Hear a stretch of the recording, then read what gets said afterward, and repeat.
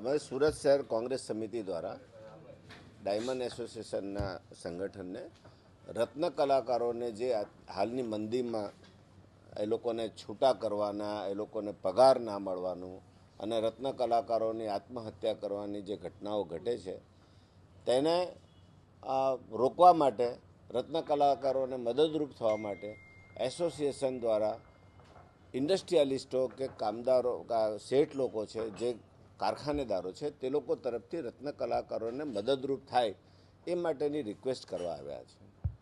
અને મને આનંદ થાય છે કે એસોસિએશન પણ ખૂબ સારી રીતે સમજે છે, રત્ન કલાકારોની સમસ્યા સમજે છે અને એમને મદદરૂપ થવા માટેની એમની ઘણી બધી તૈયારીઓ પણ બતાવી છે.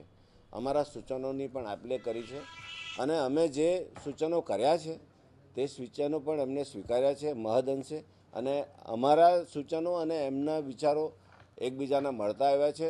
કુલ મળીને પ્રાઇમા ફેસી જો જોઈએ, કુલ મળીને સરાઉન્ડિંગ જોઈએ તો અમારો ઉદ્દેશ ફક્ત રત્ન કલાકારો આત્મહત્યા ના કરે, એમની જે આર્થિક સ્થિતિ છે, એમને જે પરિવારનું ગુજરાન ચલાવવું છે, તેમાં આપણે શું મદદરૂપ થઈએ એની ચર્ચા કરી છે.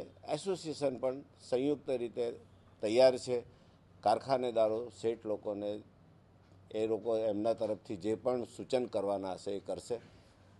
મારા તરફથી પણ જે વાત કરી છે તે વ્યક્તિગત સમજો કે કોંગ્રેસ તરફથી કહો, અમે પણ આ સેવામાં અમારી યોગદાન આપવા તૈયાર છીએ એવી તૈયારી બતાવી છે. અને એવું કંઈ પણ હશે તો એની ટાઈમ કોલ કરશે તો 24 કલાકમાં પહોંચતો કરી દઈશ.